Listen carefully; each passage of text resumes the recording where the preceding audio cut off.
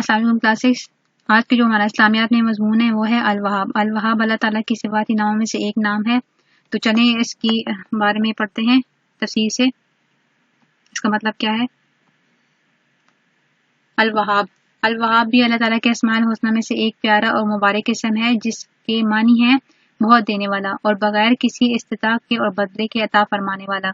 اللہ تعالیٰ بغیر کسی بغیر کسی استطاعت کے و بدلے کے اللہ تعالیٰ عطا کرنے والا ہے۔ یہ اسم مبارک قرآن مجید میں 3 مرتبہ آیا ہے، سورہ ال عمران، سورہ صاد میں، سورہ صاد کی جو یہ آیات ہیں اس میں۔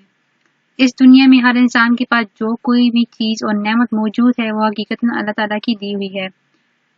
اللہ تعالیٰ جس کو چاہتے ہیں اور جس طرح چاہتے ہیں عطا فرماتے ہیں، یہ اللہ تعالیٰ کی مرضی ہے۔ اللہ تعالیٰ جس بندے کو، جس انسان کو چاہتا ہے، جتنا چاہتا ہے اتنا عطا فرماتا ہے۔ پیدائش سے لے کر موت تک نعمتیں دیتے چلے جاتے ہیں۔ اللہ تعالیٰ نے کبھی بھی نہیں کہا اس بندے نے اتنا گناہ کیا ہے تو اس کو میں نہیں دوں گا۔ اللہ تعالیٰ چاہے وہ گناہگار ہے، جس طرح کے انسان ہے، اللہ تعالیٰ نے اس کو نعمت عطا کی ہیں۔ اللہ تعالیٰ اتنی نعمت عطا فرماتے ہیں کہ انسان بھی شمار نہیں کر سکتا۔ انسان اپنے آپ کو اپنی پیدائش کو ہی دیکھ لے، اپنے آپ کو دیکھ لے کہ اللہ تعالیٰ نے انسان کو کتنی نعمت دی ہوئی ہیں۔ آنکھیں، کان، ہاتھ، ناک، ہر طرح کی اللہ تعالیٰ نے نعمت انسان کو دی ہوئی ہے۔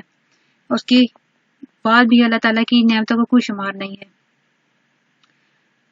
کسی بھی نعمت کے حاصل ہونے میں انسان کا اپنا کوئی کمال نہیں ہوتا۔ کسی انسان کو یہ بھی گھمنڈ اور غرور نہیں ہونا چاہیے کہ اس نے کوئی نعمت اپنی کوشش، محنت اور کمائی سے حاصل کی ہے۔ انسان کو ابھی اس بات کا غرور نہیں ہونا چاہیے کہ ہاں یہ میں نے اتنی محنت کی ہے تو میں نے تب حاصل کی ہے۔ اگر اس نے محنت کی تو اس کی محنت کے بدلے میں تو وہی اللہ تعالیٰ اس کو عطا کرتے ہیں، بلکہ یہ سمجھے کہ یہ اللہ تعالیٰ کی ہی عطا ہے۔ قرآن کریم میں بھی اللہ تعالیٰ کا یہ اسم مبارک مذکور ہے۔ سورہ عمران میں اللہ تعالیٰ کے ارشاد ہے انک انت الوہاب، ترجمہ بے شک تو بڑا ہی دینے والا ہے۔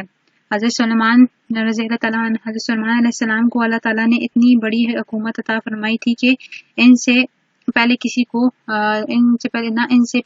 دی گئی اور نہ ان کے بعد۔ ہر چیز پر ان کی حکومت تھی، انسانوں، جانوروں اور جنات، حتیٰ کہ ہوا پر بھی ان کی حکومت تھی۔ حضرت سلیمان علیہ السلام کو اللہ تعالیٰ نے حکومت عطا فرمائی تھی اور جو پہلے کسی بھی پیغمبر کو نہیں دی گئی۔ ہر چیز پر ان کی حکومت تھی، انسانوں سے لے کے جانور، جنات، حتیٰ کہ ہوا پر بھی ان کی حکومت تھی۔ وہ ہوا کو حکم دیتے، وہ ان کا تخت ایک جگہ سے اڑا کر دوسری جگہ لے جاتی تھی۔ پرندے ان کے حکم سے دوسرے علاقوں میں جاتے اور واپس آ کر وہاں کی خبریں اور حالات ان کو سناتے تھے۔ حضرت سلیمان علیہ السلام کے پاس اللہ تعالیٰ نے ان کو اتنی طاقت دی ہوئی تھی کہ جو پرندے تھے وہ ان کے حکم سے دوسرے علاقوں پر جاتے تھے اور وہاں کی خبریں اور حالات سن کر آپ علیہ السلام کو بتاتے تھے۔ جنات کے ذریعے انہوں نے بیت المقدس کی تعمیر کروائی تھی، جو ہمارا بیت المقدس ہے اس کی تعمیر جنات کے ذریعے انہوں نے کروائی تھی، جو مسلمانوں کا قبلہ اول بھی ہے، ہمارا جو قبلہ اول ہے۔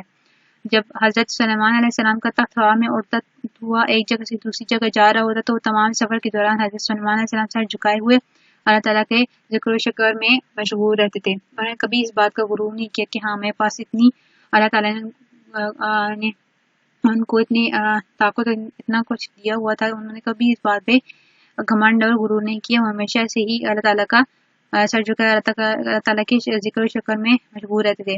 دائیں بائیں کچھ نہ دیکھتے تھے جس سے ان کی عاجزی ظاہر ہوتی تھی، بالکل نیچے سر جھکائے ہوئے بیٹھتے، دائیں بائیں نہیں دیتے تھے۔ ہر انسان کو چاہیے کہ کسی بھی نعمت کے ملنے پر یہی سمجھے کہ یہ دراصل اللہ تعالیٰ ہی کا فضل و احسان ہے، میرا اس میں کوئی عمل نہیں اور نہ ہی اس نعمت کے حاصل ہونے میں میری کسی کوشش یا تدبیر کو دخل ہے۔ ہر انسان کو چاہیے کہ جو بھی نعمت ملے وہ اللہ تعالیٰ کا ہی فضل احسان ہے، اس میں اس کا کوئی بھی عمل دخل نہیں ہے۔ گھر سواری، مال و دولت، صحت، عافیت اور دیگر نعمتیں اور آسائشیں سب اللہ تعالیٰ ہی کے عطا کردہ ہیں۔ اللہ تعالیٰ قرآن مجید میں ایک جگہ ارشاد فرماتے ہیں جس کا مفہوم یہ ہے کہ اگر تم میری نعمتوں پر شکر ادا کرو گے تو میں ان نعمتوں میں اضافہ کروں گا۔ مطلب اگر اللہ تعالیٰ نے ایک نعمت دی ہے تو آپ اللہ تعالیٰ کا شکر ادا کرو کہ آپ باقی انسانوں جیسے نہیں ہیں، آپ کو اللہ تعالیٰ نے ہر چیز مکمل عطا کی ہے۔ اس بات پہ آپ اگر شکر ادا کرتے رہو گے اور جو اللہ تعالیٰ نے ہمیں اور نعمتیں دی ہیں اس کا ہم لوگ شکر ادا کریں گے تو اللہ تعالیٰ ان نعمتوں میں اضافہ فرمائیں گے۔ جو لوگ اللہ تعالیٰ ان کی نعمتوں کا شکر ادا نہیں کرتے، اللہ تعالیٰ ان سے اپنی نعمتیں واپس لے لیتے ہیں، یا ان نعمتوں کے ہونے کے باوجود انہیں کوئی فائدہ حاصل نہیں ہوتا۔ ایک تو ان کو سکون بھی نہیں ہوتا اور دوسرا کہ یہ فائدے ان کو کسی قسم کا کوئی بھی، اگر وہ اللہ تعالیٰ کا شکر ادا نہیں کرتے تو وہ تو اپنی نعمتیں واپس لے لیتے ہیں، اگر نہیں بھی لیتا تو اس کے باوجود ان کو ان سے کوئی فائدہ حاصل نہیں ہوتا۔ نعمتوں پر زبانی شکر کے ساتھ ساتھ اللہ تعالیٰ کا شکر ادا کرنے کا صحیح طریقہ یہ ہے کہ ہم اللہ تعالیٰ کے بتائے ہوئے احکامات کی پابندی کریں، جس طرح اللہ تعالیٰ نے اور اس کے رسول نے ہمیں بتایا ان کے مطابق زندگی گزارے تو یہ ہمارا صحیح طریقہ ہوگا۔ اور حضور صلی اللہ علیہ وآلہ وسلم کے طریقوں یعنی سنتوں پر عمل کریں۔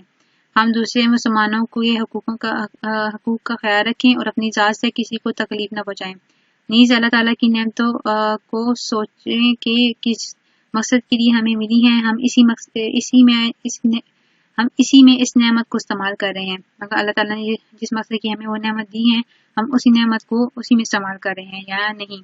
مثلا آنکھیں اس لیے دی گئی ہیں قرآن کریم پڑھیں، ہم آج کل تو یہ نہیں کر رہے، آج کل تو بہت کام کر رہے ہیں جو اللہ تعالیٰ نے آنکھیں دی ہیں جس مقصد کے لیے اللہ تعالیٰ نے ہمیں دی ہیں، وہ مقصد کے لیے ہم تو اس کو یوز کر رہے ہیں مگر بہت کم نہ ہونے کے برابر ہے۔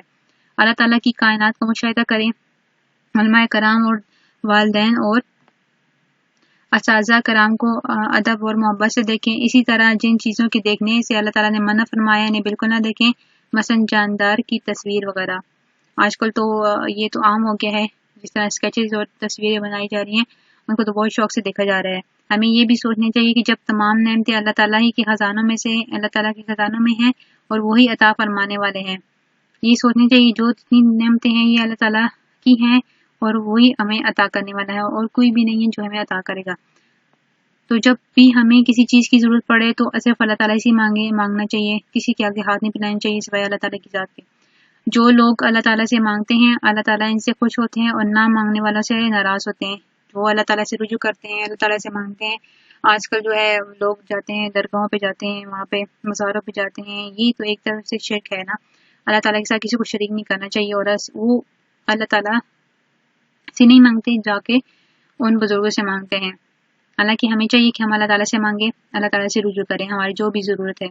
آپ روزانہ ہر فرض نماز کے بعد اللہ تعالیٰ کی نعمتوں کو شکر ادا کرنے کے ساتھ ساتھ یہ دعا بھی اہتمام سے مانگتے رہیں۔ اللہم اعنی علی ذکرک و شکرک و حسن عبادتک۔ ترجمہ ہے، اے اللہ میری مدد فرما اپنی یاد پر اور اپنے شکر پر اور اپنی اچھی عبادت کرنے پر۔ تو یہ ہے ہمارا چیپٹر تھا جس میں الوہاب تھا کہ اللہ تعالیٰ ہی دینے والا ہے اور وہی جس کو چاہتا ہے عطا کرتا ہے۔ آج کا ہمارا جو ہے وہ سبق یہاں پہ ختم ہوتا ہے، تو انشاءاللہ ملتے ہیں اگلے حصے میں ویڈیو کے۔